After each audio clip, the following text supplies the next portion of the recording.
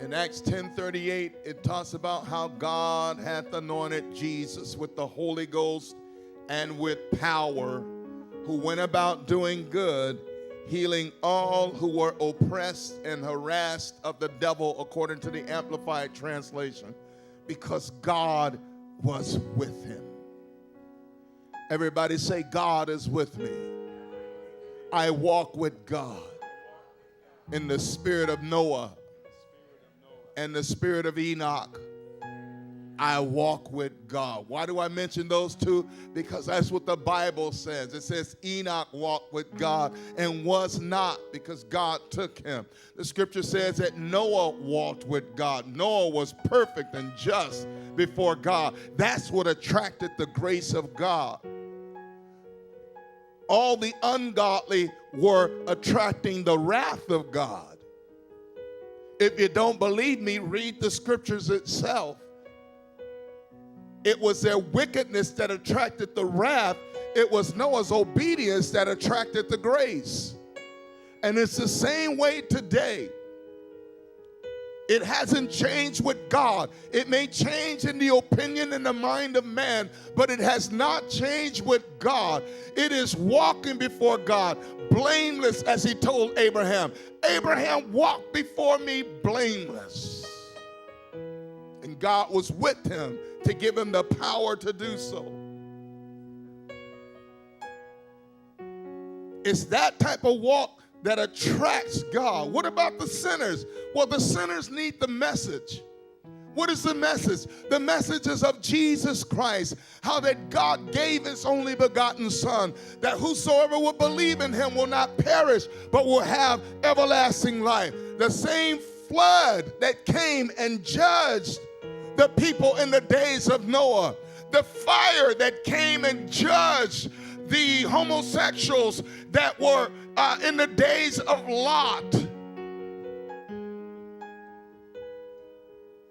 That same judgment is coming upon all unrighteousness and ungodliness. Therefore, we walk in the light as he is in the light. And we have koinonia with one another, meaning we're not bored. We're hanging out together because we love one another, and most of all, we love God. We're not so attracted to this world that we're distracted from our purpose of serving the one true and living God. And everything that we do, this is what God expects and wants out of us. In word and in deed, bring glory to him. Magnify his name. Hallelujah. And so we see, go ahead and have a seat. Keep playing, Minister Keno, I like that. We might be here till 2 o'clock in the morning. We see in this message, and this wasn't even the message that I have for tonight, but we'll see where this goes.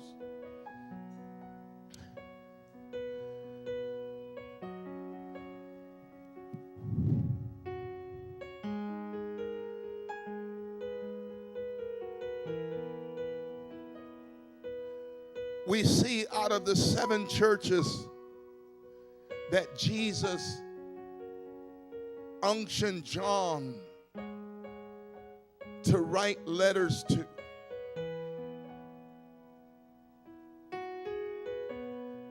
And there was something about each one whom God showed love to, but was concerned about their state and the condition in which they were living. And I think this message is for everybody in this house tonight. So I would march them back in here.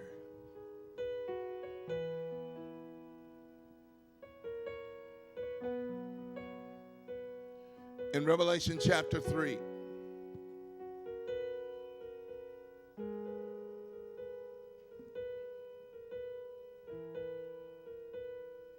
You have 7 churches. Everybody say 7. These were not the only churches in existence. But the number 7 is special with God. It means perfection, and completion. You'll find that other numbers have that, such as the number 3 as well, perfection and completion. But God was not just speaking of the 7 churches that were in existence of that day. God was speaking of the completion of the church in the sense of these are basically the type of churches that you will find all around. And God has a word for every one of them. Why does he have a word for every one of them? Because he loves everyone who names the name of the Lord. And Paul said it like this. He says, let everyone who names the name of the Lord depart from iniquity. You'll understand as you begin to grow as to why this message has to be consistent and preached to every generation. Because if it's not preached, darkness will take over. We will become slack and complacent in our walk and relationship with God. We'll end up being cold. That's why Sunday when God moved, as we were ministering, and when Sister Michaela got to that song, Breathe, Set Me Ablaze, and all, it went up. Everybody say it went up. It's not a performance. Say it's not a performance. This is living reality in our relationship with God. Our relationship with God is, come on. Thank you. Speak up. Our relationship with God is so important that God sent his word for every generation so that none of us will be deceived, but all of us will walk in the wisdom and fear of the Lord. The fear of the Lord is something that needs to be restored to the church once again. It is an actual spirit. It is one of the 7-fold spirits that Isaiah speaks of and that Jesus speaks of in the early chapters of the book of Revelation, like chapter 1.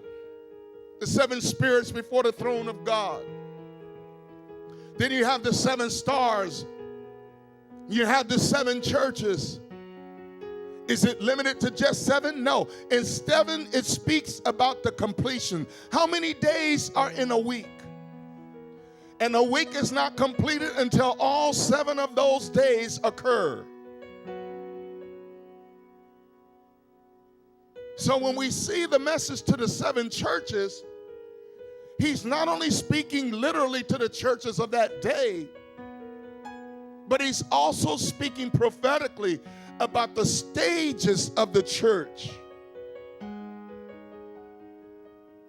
So when he gets to the 7th church, Jesus is letting us know how the church is going to be in those last days of the last days. He's revealing to us the spirit and the mindset. And if we would really examine not only ourselves, but what's happening all around us, and not in the sense of judging brothers and sisters in the body of Christ, but a righteous man or a godly man judges all things. A spiritual man, as the word says, judges all things, which means we examine, we scrutinize, we look into, so that we know that we are in the right and not in the wrong. Because God is our ultimate judge. And he hasn't called us to judge and condemn, but he has called us to discern the difference between holy and unholy, clean and unclean, righteous and unrighteous. I said holy, evil and good.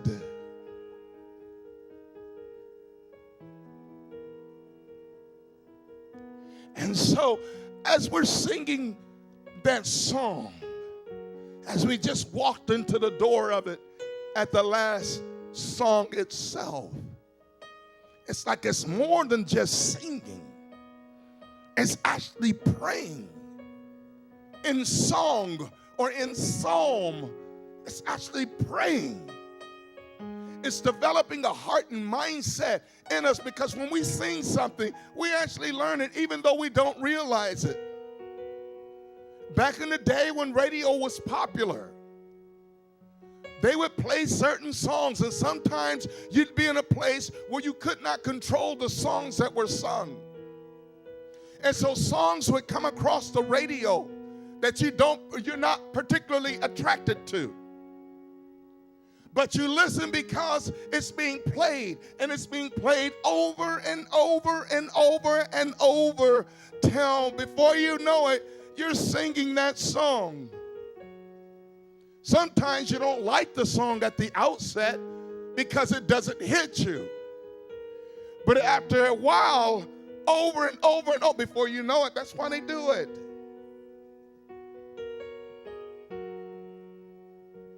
It's not uncommon to have to read something 7 times before we comprehend what it is we're reading.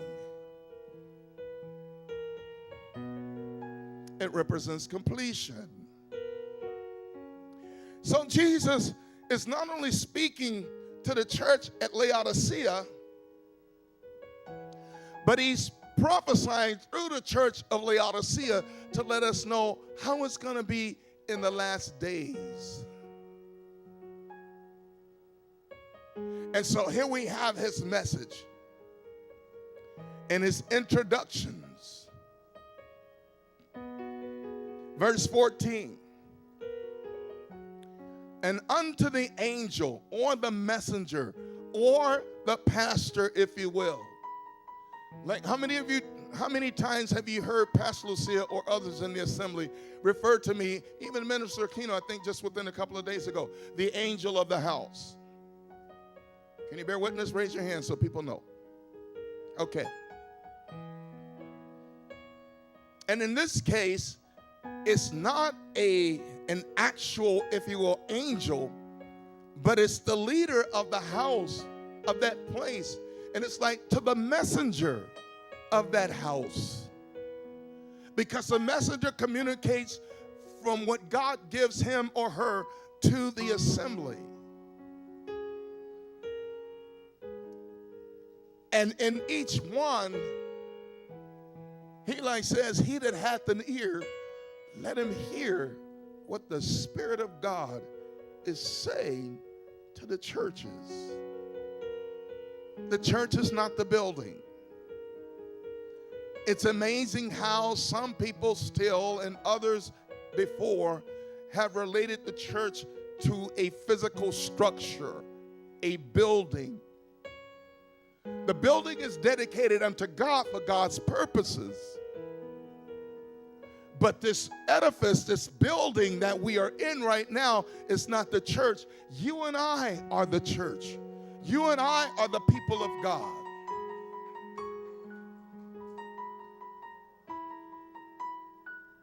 We are the sons and daughters of God. What an honor. What a privilege. How blessed we are, says John. How blessed we are to be considered, called sons of God. Anybody listening? And so when the letter is being written, given by Jesus to John, and John is writing these things down because he's got to dispense this. He's got to send this. Mind you, he's on the Isle of Patmos. Why is he on the Isle of Patmos? Banished to himself. Because he was preaching this gospel in his generation. And as history says, they tried to burn him and boil him in oil. And he didn't die. And some said they tried it twice again. And he still didn't die. So 3 times they boiled him in a pot of oil and nothing happened to him. So they excommunicated him from society and sent him to an island all by himself. Tell your neighbor, it's okay to be by yourself when you got Jesus with you. Because you're never alone when he's with you. Hallelujah. So they banished him. They excommunicated him. They cast him out to an island called Patmos. And there the Lord met him. And it talks about he and the Lord met on the Lord's day. which some would say the Sabbath day, which is Saturday. And we in the new covenant believe Sunday. It's not a matter of whether it was Saturday or Sunday. It's when it was acknowledged it was on the Lord's day, where we're supposed to be giving the Lord our undivided attention. He doesn't just communicate on a particular day, but on his day, we ought to always acknowledge him, fellowship with him, be in his presence. Let his presence be in us. Communicate to him and let him communicate to us. Honor him, because he will always honor us.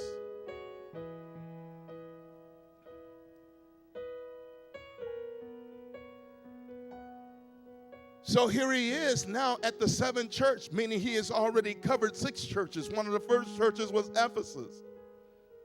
And he had to tell them, you've lost your first love. I know you do this, I know you do that, but you have lost your first love. You've fallen out of love with me. Imagine how that is. You're with someone, and all of a sudden, they fall out of love with you. Can be one of the most painful experiences you will ever go through in life. When you really love someone from the heart, and then they decide they don't love you anymore, which means their attraction, their love has gone somewhere else.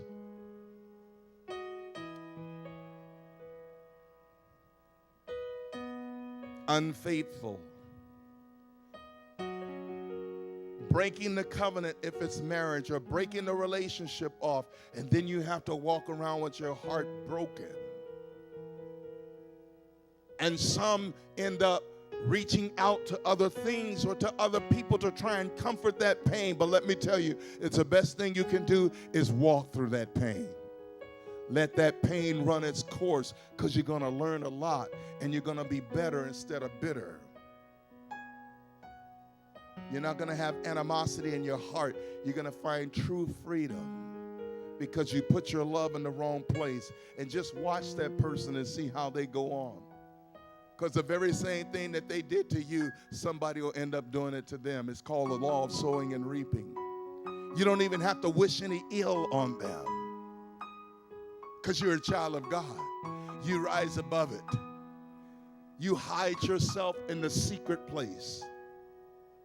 You hide yourself in the tabernacle, in the holy place with you and God. And you let him heal you and restore you and rebuild you and remake you and refocus you in life, because you got distracted by someone and you gave them something that didn't belong to them.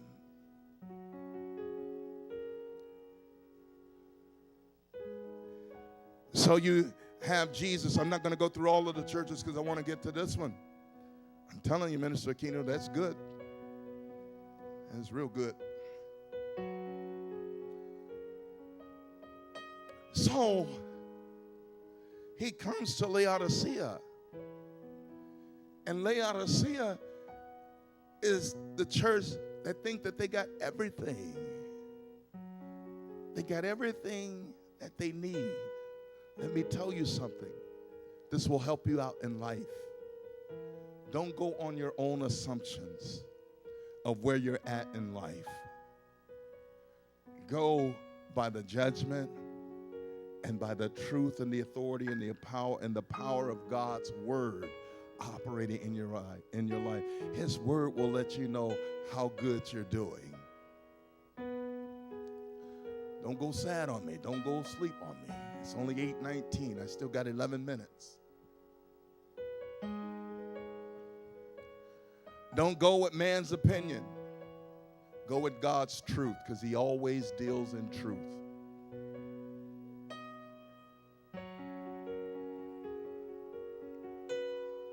Because you can be thinking that everything is okay, all is well, you got everything that you need, and then the Lord has to burst your bubble.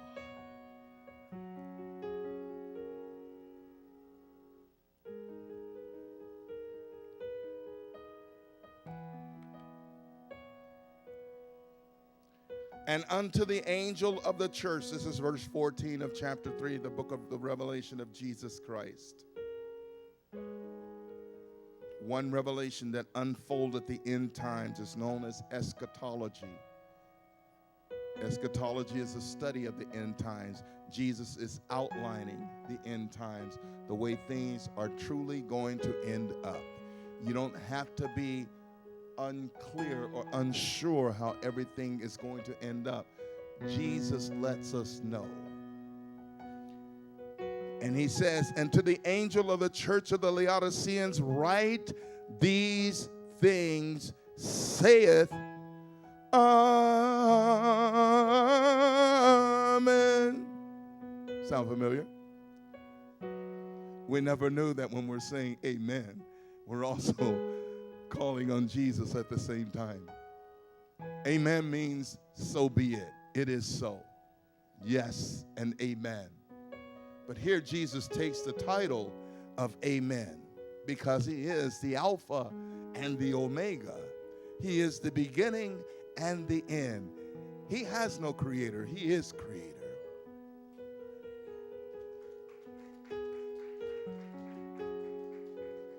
He was manifest in the flesh. We say 2,000 years ago, rounding off.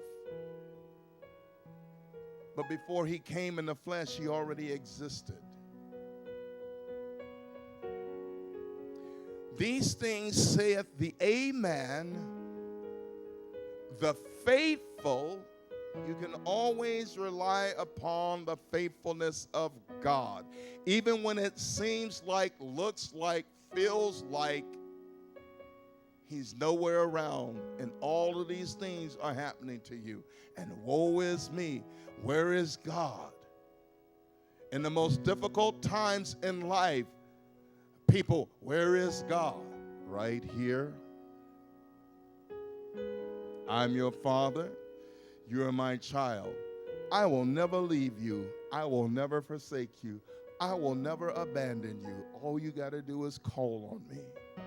And I will be right there. We can't go by feelings. We have to know the character of God, the very nature of God. And the nature and character of God is that he is faithful. In other words, he can be trusted. He will be there. Sometimes we say God may not be there when you want him, but he's always there when you need him. Or, God is never late. He's always on time. But look at what God says about himself. I'm faithful. Paul said it like this. Even when we are faithless, God is faithful. He cannot deny himself. He cannot deny who he is. He's faithful.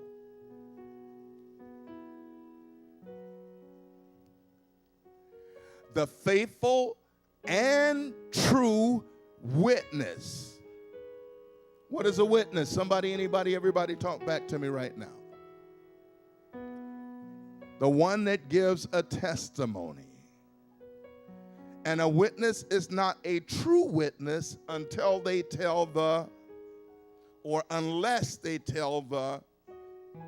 So whenever you're dealing with God, you're dealing with truth. You're not dealing with the opinions of men. You're not dealing with vain philosophies. You're not dealing with various ideologies that float through the air. You're dealing with,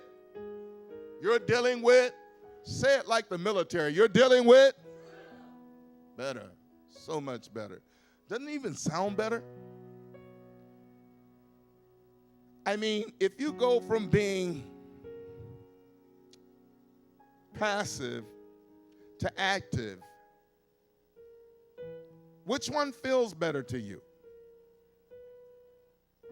Unless you're a lazy person, then you love passive because it don't require nothing. No energy, no effort, and you just stay there. And time just passes you on from morning to noon to the evening. Whole day passed by. What did you do? I just sat in front of the TV and just watched. What did you do? I just played video games all day. How did that advance you? How did that generate production within you? How did that pull out the creative ability that God has instilled in you? How did that help to cultivate and develop everything that God has given you? How did it help you to progress in life and get better? Not much, but it didn't cry no effort. I just sit there. You understand what I mean? When we start wasting time. So we got a faithful, true witness giving a testimony. The beginning of the creation. Because he is the beginning. He is Alpha and he is Omega. Same characteristics and traits that God the Father claims about himself. And same with the Holy Ghost, the blessed triune God.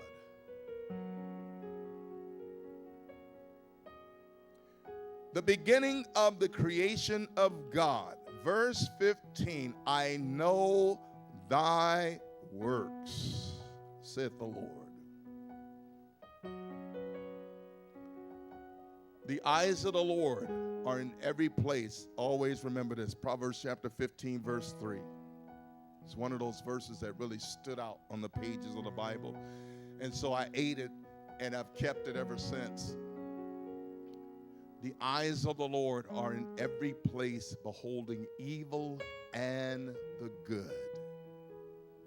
Nothing escapes God. Nobody gets away with anything concerning what God says is right and to do, and then what we dictate ourselves what we're going to do. Nobody gets away with anything, not even your worst enemy. Say nobody, because he sees everything. So he says, I know thy works, that thou art neither cold nor hot. Can anybody tell me why the Lord would use cold and hot? Is there something about cold and hot? Are they the same, or is there a difference, and what is the difference? They're opposites.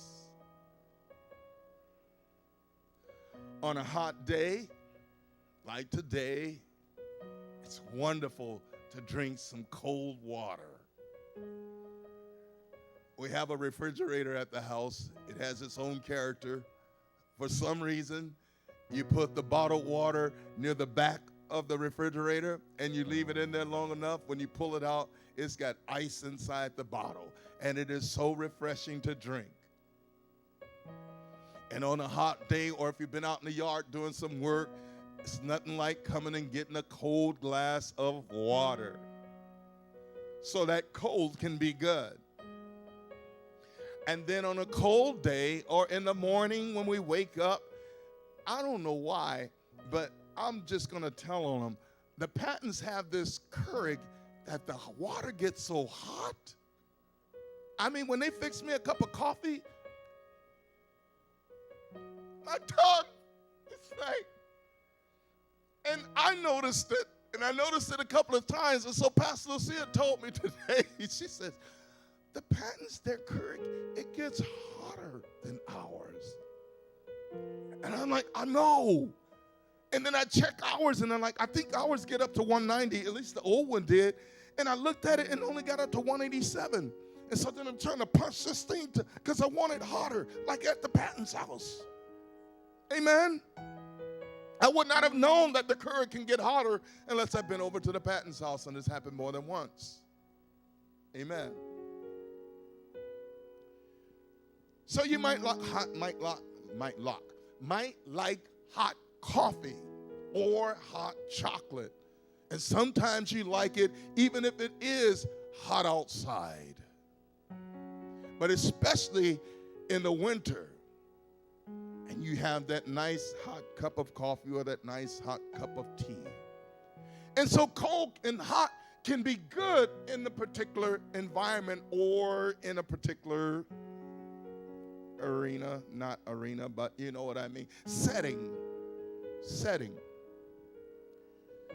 But in this case, Jesus lists two opposites.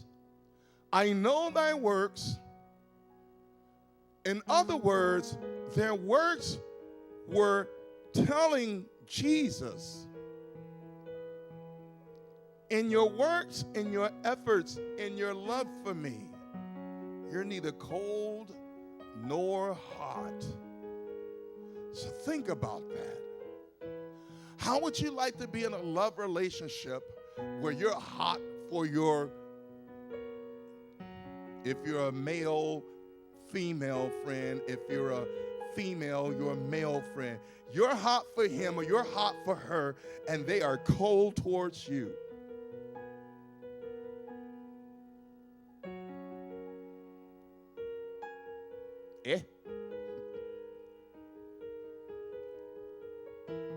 In a love relationship, what's better, cold or hot?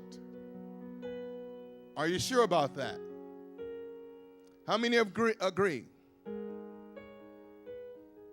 Okay, I believe you're right. And I believe that this is what the Lord was saying. I would rather you be hot for me. But even if you were cold towards me, I could do something about you. I could do something in this relationship that we have. It may take me a little more longer of a time, but I could do something with cold. I would appreciate hot, but cold I could work with. But when you're lukewarm, you're passive, it's like, it's indifferent. I could take or leave. I don't need you. I got everything that I need. I could do without you. There's not much love in that when you can tell your loved one that I could do without you. Unless you sense something like they threaten, I'm going to leave you. Boo, I could do without you. You understand? But when you're supposed to be loving one another, you want it to be hot. And as we were singing that song, what's the part, Sister Michaela, about the passion? Endless passion. When you hear the term passion, do you think cold or hot? So when you're singing that song, you're saying to the Lord, set me ablaze with an endless, having no end, hot love for you.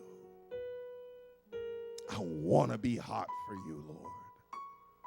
I want to be passionate for you, Lord, because you want me to be passionate. You've given me two options, be cold or hot, but do not be lukewarm, because in the lukewarmness you think that everything is okay and you will do nothing to increase it. And you're comfortable with it, not decrease. This is cool. This is it. I've arrived. This is as far as I want to go. And with God, you're dealing with eternity. With God, you're dealing with somebody who loves you even when you are loveless, who will care about you and stick with you when nobody else will. You think God doesn't care about the homeless people that are out there on the street? You think God doesn't care about the people who are starving and hungry and have no food? Do you think God doesn't care about them? He cares about them. He cares about their state and condition. He cares about the state and condition of the church. So we have to examine ourselves, because we can see that Jesus is like, I would, let's keep reading. I would thou wert cold or hot. Verse 16, so then because thou art lukewarm, tepid, metaphorically of the condition of the soul, wretchedly fluctuating between torpor, Let me see what that word means. I'm not been introduced to that word before. Torpor. The state of physical and mental inactivity. Lethargy. Sluggish. Really don't care. Satisfied where I am. I don't know what else. People get into all sorts of different things now because there's so many options out there. But you as a child of God have to know what is right in choosing. There's just some things I just won't venture into. It ain't all about me. It's just my spiritual conviction. Some things I won't venture into because it's like, you know, and you try and it's like, I don't like it.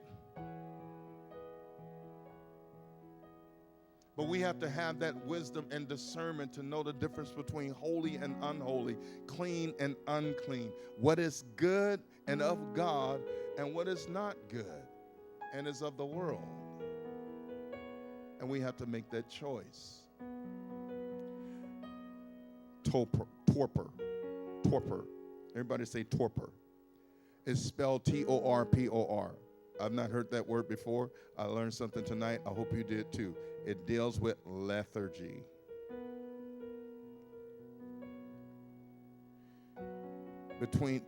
Fluctuating between torpor and a fervor of love. That gives a little bit of a different distinction. Like fluctuating between hot and cold. It's a stage and period of lukewarmness. I'm almost done, so just give me a couple of more minutes.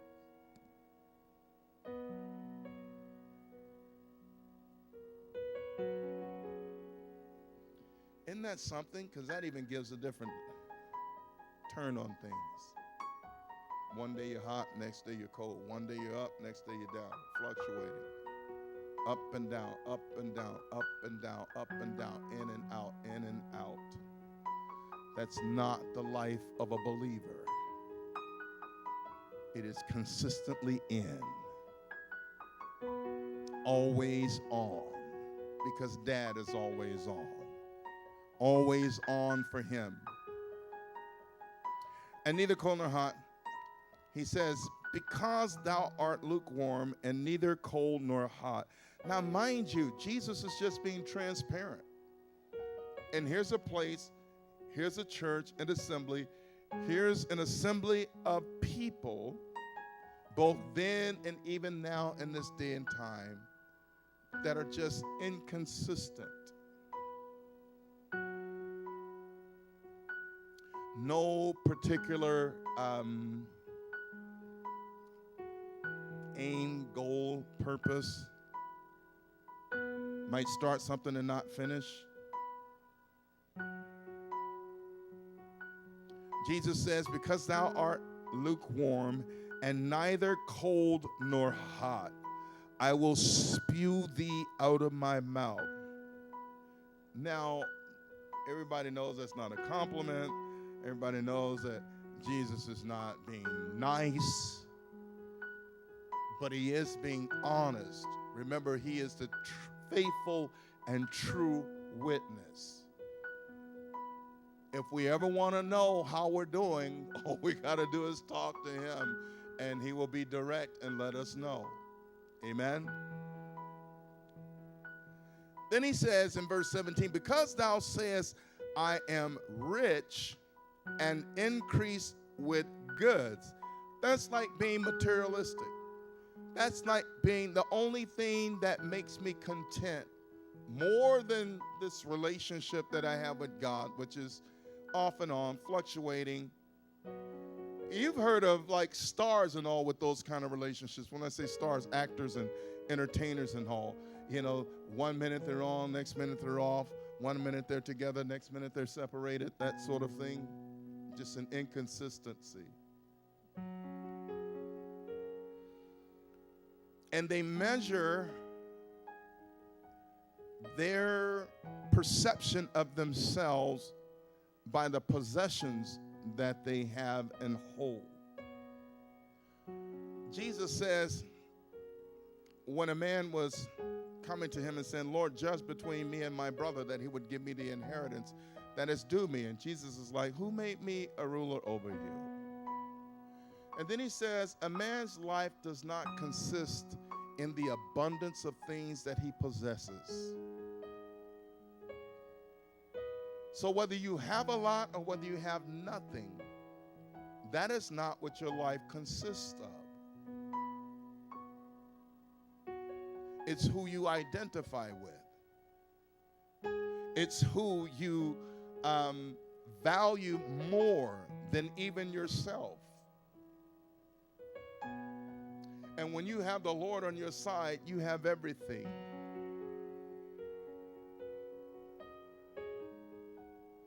Because some get disappointed in their relationships because they don't have the things that they thought that they would have or should have.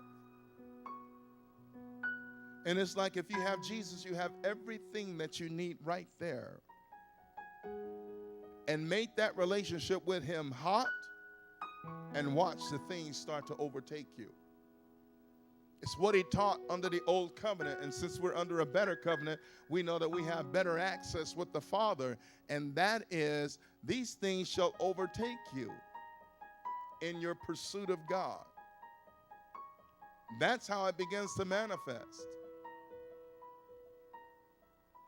So they said, because we are rich and have increased with goods, we have need of nothing. They didn't even need God.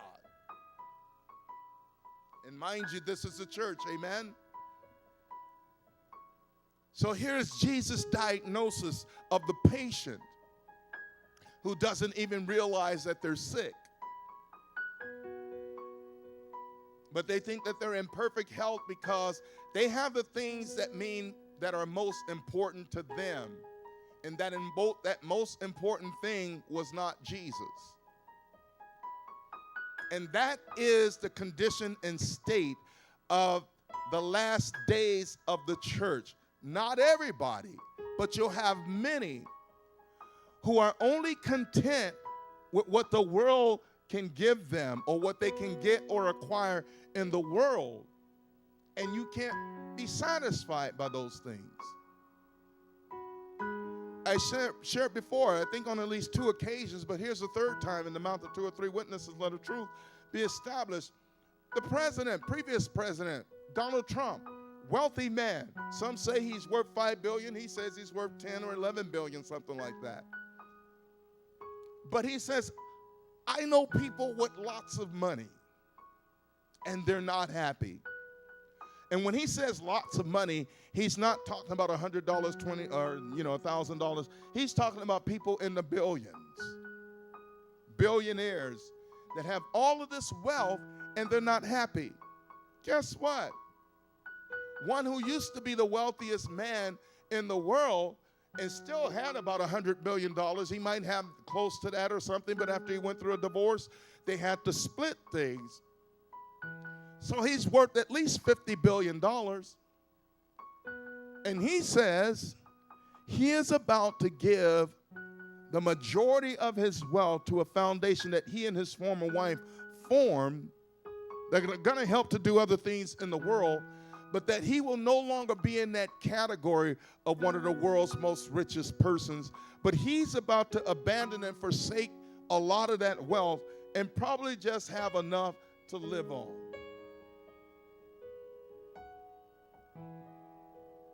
If you think wealth is going to bring you happiness, think again. But if you have Jesus, and I mean really have him and he really has you, whether you're poor or whether you're wealthy, you're satisfied with Jesus. But because of that, he will take you places you never could go to. Open doors that were previously closed. You tried before and failed, but God says, go now. And then you go and he opens that door for you. and you receive. But you never get so attached to those things, that they take the place of God. I have seen others who were not prospering in the world, got saved, got right with God, got married, got a home, and then, it was like didn't have time for church anymore. They've since come back, and I pray that they do well in what they're doing. But some people, it's like God told the children of Israel, when you go into the land and you get houses you haven't built, and fruit and vine and all of that you haven't planted, don't forget that it is I, the Lord, who's done this for you. For it is I who gives you power to get wealth so that my covenant can be established. But don't get so far into the wealth that you forget about God. This is what happened with the church at Laodicea. They became very wealthy, increased with goods, and felt that they had need of nothing. They felt like they had arrived, but they had arrived to a place that was not ordained and sanctioned by God. So Jesus comes with the diagnosis because he sees and detects a sick patient before him who thinks that they are operating in perfect health and wholeness. Nobody could tell them anything. They knew what was best for themselves. Anybody listening? I hope you're enjoying. I am. It's not a feel bad type of thing. This is just examining ourselves, because when we sing that song, breathe, come and breathe on the coals of my heart, let your fire start in me. It's more than just a song. It's more than just a feeling. There's a hunger and a thirst that's in the words of that song that brings us to a place to where we are spiritually on fire for God. We live for him. We'll die for him. We'll reign with him. We give up everything for him. Hallelujah. And we'll see his goodness and glory. It's like when we pray, Father, God, you know my heart. And, Father God, in the name of Jesus, I come before you with thanksgiving and praise. I bless your holy name. You are the God of all creation. Nothing is impossible with you. What's the difference in what I just did? Anybody, everybody, somebody, please tell me. Who, what? Who? Nation? Passion. What about the first one? Weak. Ooh, good word. Weak. No oomph, no heart, no zeal, no enthusiasm. But there's something that will turn you on the inside. There's something that will make you come alive, whether it be sports, whether it be a certain television program, whether it be a certain, around certain ones that you're comfortable with, coming out of your comfort zone.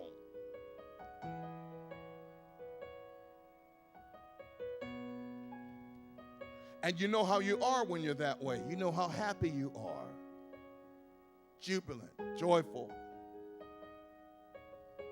And Dad is like, I want that for me.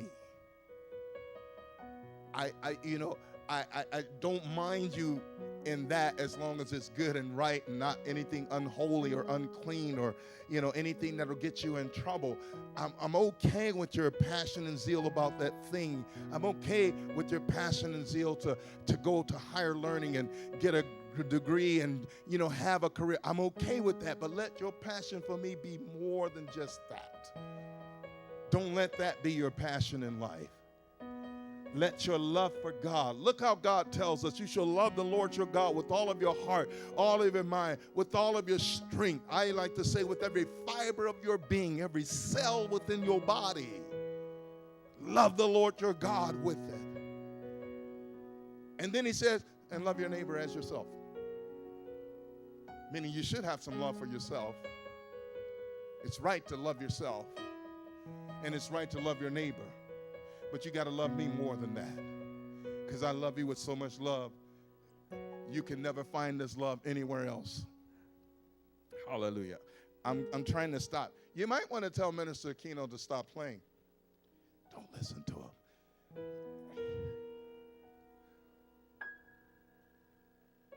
I'm almost done. I'm almost done, love.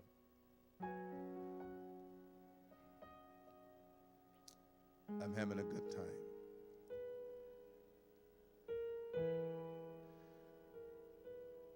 Here's the diagnosis. And knowest not that thou art wretched. Ask your neighbor, is that a compliment? Was I just insulted? Did he just insult my IQ of what I think about myself? Because I think I'm the hottest thing on earth. I am God's gift to humanity. And he tells you you're wretched. That's not a compliment. Wretched. Oh, I like what this has to say, because I have my own understanding of wretched. But look at what the Lord, this is what the definition of. It's the Greek word taleporos, or talaporos.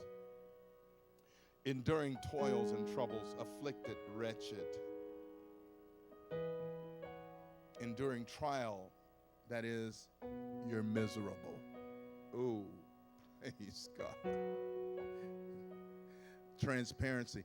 He says, thou art wretched and miserable, which is what it says right there. And listen to this. And poor and blind and naked. And then he comes with the antidote. He's got a cure. Everybody say, God's got a cure. For everything that I go through in life, God has a cure. Because we find ourselves going through trials and storms and adversities or pressures or temptations and things of that nature, and we may be too ashamed to talk to somebody. And if we go before God, it's like, are we going to really be transparent? But let me let you know, God already knows everything. So if there's anybody you're going to be transparent with, it's got to be Him. And you got to know that you have the liberty and freedom to come before Him. As the writer says in the book of Hebrews, let us therefore come boldly before the throne of grace, where we may obtain mercy and find grace to help in our time of need. Here's the antidote. I counsel thee to buy of me gold tried in the fire, that thou mayest be rich, and white, like white hot raiment. White raiment, that thou mayest be clothed, and that thy shame, the shame of thy nakedness, do not appear. And anoint thine eyes with eye salve, that thou mayest see. Now, years ago, this is before Michaela was ever thought about, I shared about this, or I would always, when I would pray, anoint our eyes with eye salve. And Minister Aquino would say, Apostle, what did you call it? Do you remember? It wasn't eye salve, but from the way he heard it out of my mouth, it was like something different. And it was like, what is that? And so I crack up, because it's like what the Lord is talking about. It's an ointment that you would anoint your eyes so that you could see, because in the place of Laodicea, they had that kind of problem. And God was saying, I'm going to help you see, so that you know the truth, and the truth shall make you free. Stand to your feet.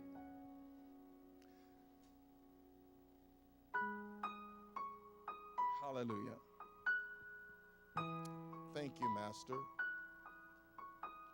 What was the point of that? Why did the Spirit of God lead us to that? I had something else in mind, because I believe that the Spirit of God is saying to us that we have something good, and God is taking us to something better. But we cannot fluctuate as to whether we're going to be on or are we going to be off. Are we going to give it our all, or are we just going to mediocrely, if that's a word, just pass through till the next time? God has given us something that can burn anytime, every time, and all the time. And that's how he wants it in this house, all the time. We don't let the conditions dictate to us how we respond to him. We change the conditions around us in the way that we do respond to him. Amen? Amen? Get the Lord a hand of praise. Hallelujah. We never allow our problems, we never allow the things that go on throughout the course of the day dictate how we're going to respond to our God. We know he likes passion. We know he likes us hot. We know he likes consistency. And in everything that we do all how. Now everybody say it since now you know it. We do all how.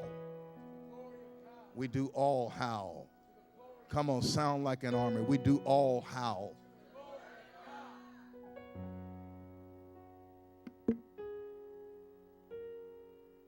I don't feel it. It's not in me. I don't think it's necessary.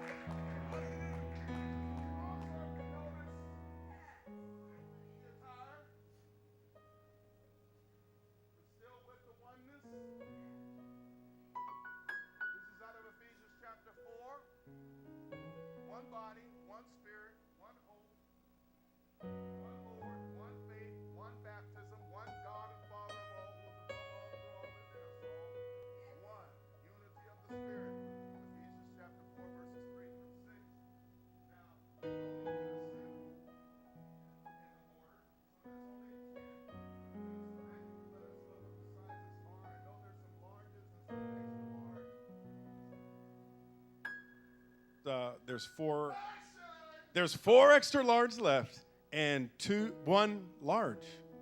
Two have been spoken for already. Two large. $20.